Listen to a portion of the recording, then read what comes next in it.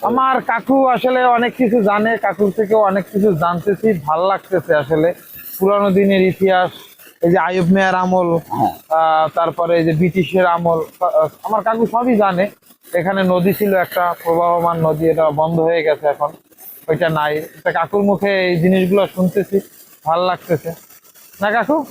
কাকু আমার যত বন্ধু বান্ধব আছে, আমার যত ভাই ব্রাদার আছে, তাদেরকে একটু মানে এই জায়গার ইতিহাসটা একটু বলেন আসলে।